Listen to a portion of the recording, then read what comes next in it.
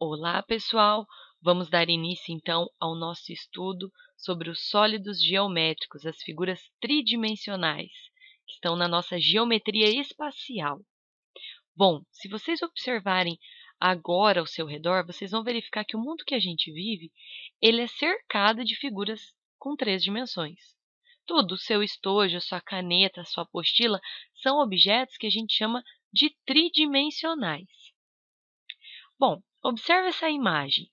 Ele representa uma piscina e se nós olharmos para a superfície dessa piscina, ele nos dá a ideia de um plano, certo? Inclusive, ele forma esse espelho d'água, né, que reflete as imagens. Mas o foco aqui é o seguinte: nós olhamos a piscina, a gente vê ali que tem um retângulo, que representa um plano, e que seria algo bidimensional, ou seja, de 2 dimensões. Entretanto, a piscina ela possui uma terceira medida. Ela não tem só a largura e o comprimento para ser considerada bidimensional. Ela também tem a profundidade, né? Quando você vai entrar, você quer saber se a piscina é muito funda ou não. É a nossa terceira dimensão.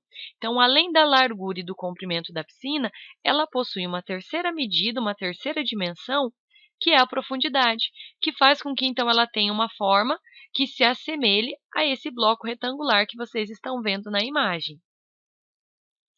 Aqui também trago um exemplo que fica fácil da gente visualizar a diferença do bi para o tridimensional. Então, o antigo jogo do Super Mario Bros., né, ele tem aquela imagem em que a gente vê, por exemplo, os cubinhos que ele sobe em cima, na verdade, para a gente são quadradinhos.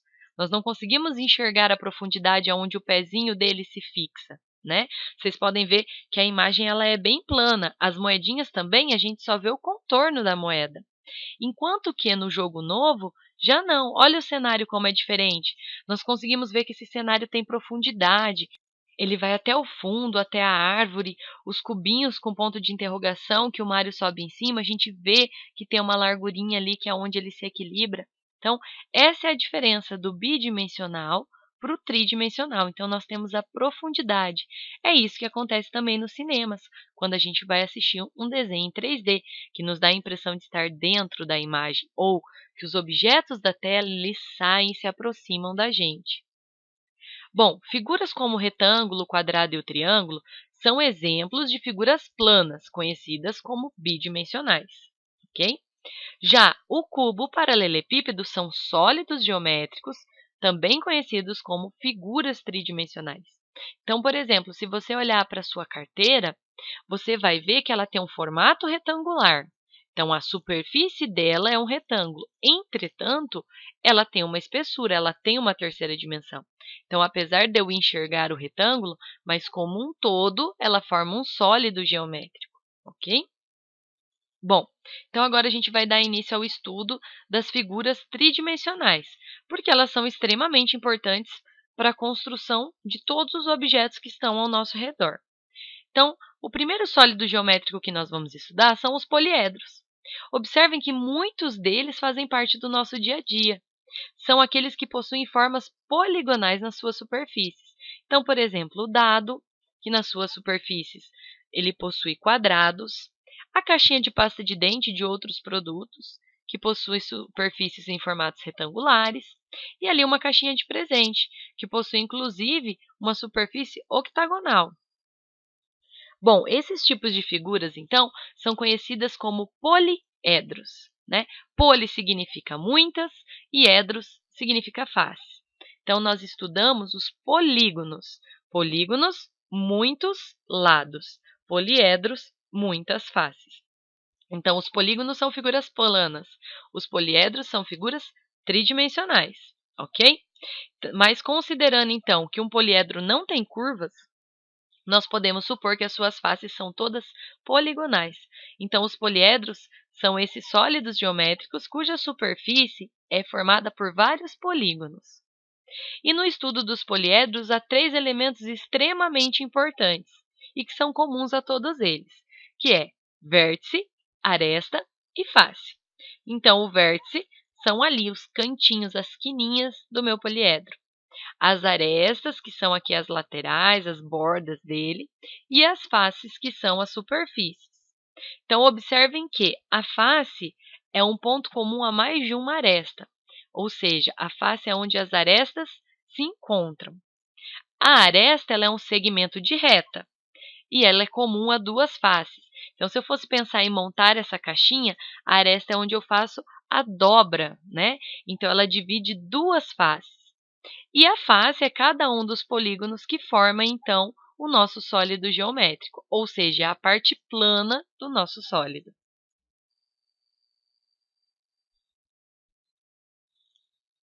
Agora, partindo então para a nossa resolução de exercícios, o primeiro exercício nos diz: quando um barco está navegando no oceano, ele se localiza com base em duas informações básicas da geografia, que é a latitude e longitude. Mas se em vez de um barco estivéssemos em um submarino totalmente submerso, imagina, totalmente embaixo d'água. Sobre essa ideia, faça o que se pede. Para localizar o submarino, basta que tenhamos apenas a informação de latitude e longitude? Explique relacionando com o estudo que nós fizemos sobre as três dimensões. Bom, pessoal, o submarino ele tem mais um agravante, que além da gente saber a localização dele em latitude e longitude, nós precisamos também saber a profundidade em que ele se encontra, né? Porque o mar é muito profundo. Então, para eu conseguir realmente localizar esse submarino, nós vamos precisar ter a ideia de uma terceira medida, que é a profundidade. Então, isso se relaciona totalmente com as nossas três dimensões, a latitude e a longitude. Seriam duas medidas aí que nós podemos dizer uma na horizontal, uma na vertical, como se fosse largura e comprimento, e nós precisamos, então, também da profundidade. Então, quando ele pergunta, basta ter latitude e longitude? Não, nós precisamos também ter a terceira dimensão, que é a profundidade. B. Cite outro meio de transporte que para sua localização se faz necessário conhecer outra informação além de latitude e longitude. Bom, um exemplo bem tranquilo para a gente é o avião, né? O submarino está abaixo do nível do mar, o avião está acima de nós, né? No céu.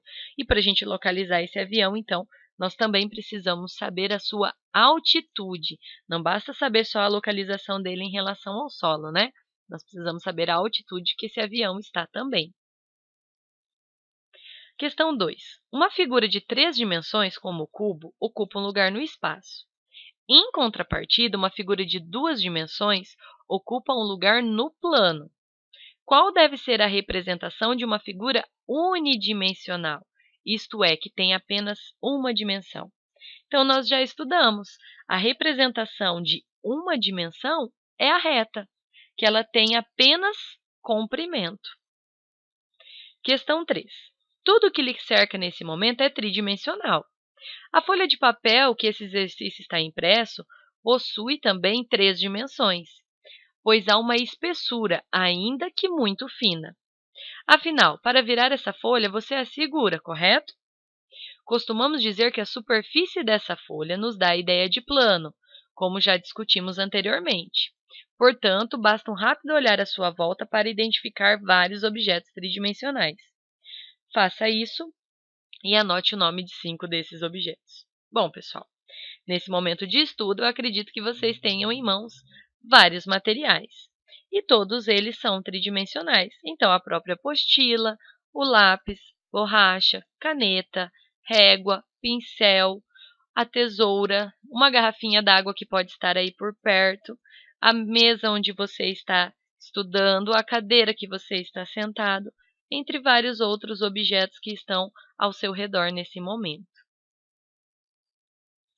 Bom, os três elementos primitivos da geometria, ponto, reta e plano, se relacionam aos três elementos básicos de um poliedro, que é face, vértice e aresta. De acordo com essa ideia, relacione-os a seguir com uma linha reta. Pessoal, ponto. Então, se nós pensarmos em face, vértice e aresta, o ponto se relaciona com o vértice, que são os cantinhos. É o pontinho lá na quininha do meu poliedro. A reta vai ser a aresta. Lembra que eu falei sobre a dobra, né? A aresta ela é comprida, ela tem uma dimensão, então ela se relaciona com a reta. E o plano são as superfícies, ou seja, as faces do meu poliedro. A figura seguinte mostra alguns sólidos geométricos. assinale com um X apenas os que sejam poliedros. Bom, o primeiro sólido azulzinho é um poliedro. Ele tem todas as faces poligonais. O segundo, galera, é um cone. Percebam que ele rola, ele tem uma face arredondada, então ele não é poliedro. O terceiro, aquele roxinho, também ele é formado por faces de formatos diferentes, mas todas poligonais, então ele é um poliedro. O de baixo, vermelhinho, formado somente por faces poligonais, logo é um poliedro. O verdinho, observem que ele é formado por vários triângulos, então trata-se de um poliedro também. E o último, que é um cilindro, a face dele é arredondada. Como ele tem essa face arredondada, então ele não é considerado um poliedro. Questão 5. Verifique em cada poliedro a seguir o número de faces, vértices e arestas, registrando no quadro essas quantidades. Você pode usar dos sólidos que montou para auxiliar nessa contagem. Então, vamos lá. O primeiro é um cubo. Então, número de vértices. Vértices são os cantinhos. Ele possui 4 vértices em cima e 4 vértices embaixo, totalizando 8 vértices. As arestas são as varetinhas, as retas que a gente vê no desenho desse cubo. Então, se vocês observarem, nós temos 4 em cima, 4 embaixo e 4 nas laterais, totalizando 12 arestas. E o número de faces? O cubo se assemelha ao dado, então ele tem 6 faces. Bom, quando nós estudamos o cubo e o paralelepípedo, a gente viu que eles possuem o mesmo número de faces, vértices e arestas. Então, vértices do paralelepípedo, 4 em cima, 4 embaixo, totalizando 8. Arestas, 4 em cima, 4 embaixo e 4 nas laterais, totalizando 12. E faces também são 6. Uma em cima, uma embaixo, uma de um lado, uma do outro, uma na frente e uma atrás. O poliedro da letra C, então observem que lá em cima no topo ele tem 5 vértices e lá embaixo ele também tem 5, então totalizando 10. As arestas são as varetinhas.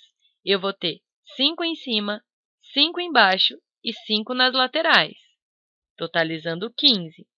E as faces eu tenho 5 retângulos ao redor, mais uma face fechando em cima e uma fechando embaixo. Então, 7 faces. A letra D é uma pirâmide. Então, em relação aos vértices, eu tenho um lá no topinho e 5 aqui na base, totalizando 6. As arestas são as varetinhas. Então, eu tenho 5 na base e 5 nas laterais, que se juntam lá no topo. Então, 10 arestas. E as faces são 5 triângulos nas laterais e mais uma embaixo para fechar. 6 faces. E por último, a pirâmide da letra E. Então, vértices, um lá em cima no topinho, mais 4 na base. São 5. As arestas são as varetinhas. 4 nas laterais e 4 lá embaixo na base. 8. E as faces, 4 em volta, 4 triângulos, mais uma embaixo, 5. E a nossa última questão, a figura seguinte, tem a forma de um poliedro e representa o início do projeto de um prédio. Pretende-se fazer uma maquete dessa ideia inicial. Para isso, será necessário conhecer o número de arestas desse poliedro. Qual é o número total de arestas, então? Então, vamos lá. As arestas são as retas. Em cima tem 6. Então, na base embaixo, terá mais 6.